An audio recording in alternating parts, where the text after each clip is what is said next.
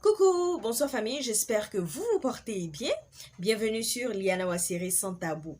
Alors aujourd'hui, nous allons parler de polygamie et de polyandrie.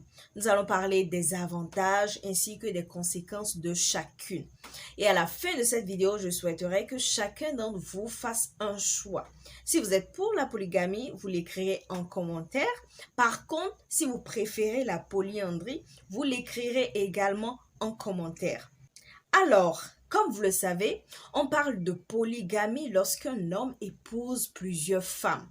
Par contre, la polyandrie est un système dans lequel une femme est mariée simultanément à plusieurs hommes. Ah ben oui, si vous l'ignoriez, sachez dorénavant, dès aujourd'hui, qu'il existe des femmes qui épousent plusieurs hommes et c'est ce qu'on appelle la polyandrie.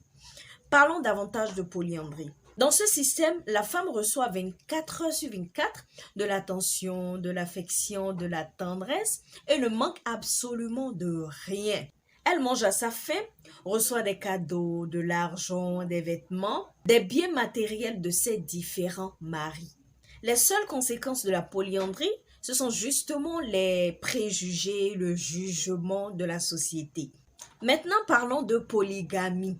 Parlons de quelques avantages de la polygamie. Il y a par exemple l'établissement de l'équilibre des couplages humains, étant donné qu'il est dit que les femmes sont beaucoup plus nombreuses que les hommes. Par ailleurs, dans une vie rurale, je vais dire à la campagne par exemple, avoir plusieurs femmes équivaut à avoir de nombreux enfants et donc une très grande main-d'œuvre dans les travaux champêtres. Les conséquences pour ce qui est de la polygamie, elles sont nombreuses. Les épouses polygames en général font semblant. Elles ne sont pas réellement heureuses. Elles passent leur temps à jouer un rôle. Elles font constamment face au stress familial, à de l'anxiété, parce que comme vous le savez, c'est pas du tout facile de partager son mari.